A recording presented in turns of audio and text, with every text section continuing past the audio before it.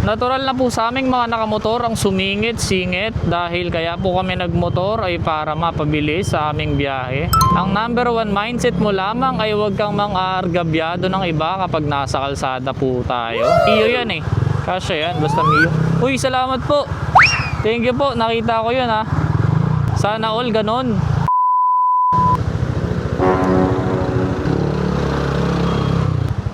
Ouch, sinagad.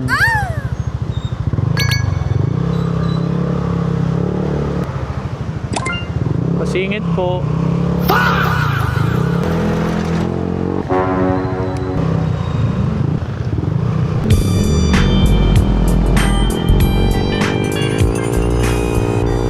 Dalawang beses na yan! Kapag nakaupo ka sa bisikleta, naniniwala po ako na nababawasan po ang virginity ng isang tao.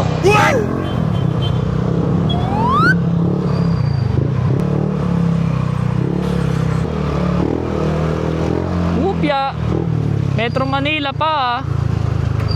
Uwi na ako sa province namin sa North Carolina. Walang traffic doon.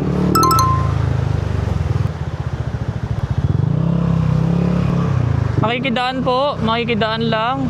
Marami pong salamat. Marami pong salamat. Natural na po sa aming mga nakamotor ang sumingit-singit dahil kaya po kami nagmotor ay para mapabilis sa aming biyahe.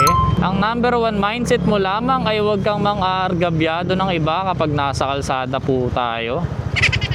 Basta safe lang. Yun naman ang importante. Ang pinakamagaling na rider ay yung mga nakakauwi ng safe. Yung walang inaabalang iba.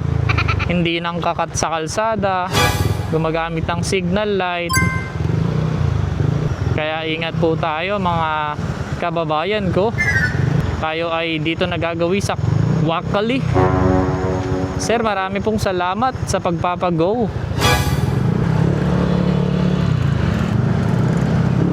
EDSA na lang tayo, EDSA.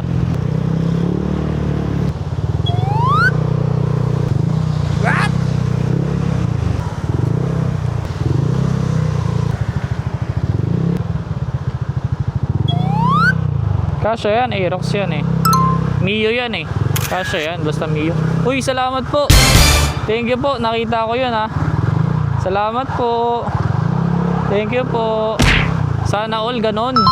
Sana all, di ba? Kung sino ka mang driver ka, isa kang alamat. Thank you po. Ayun lang, na-trap. Dito na muna ako. Dito na muna.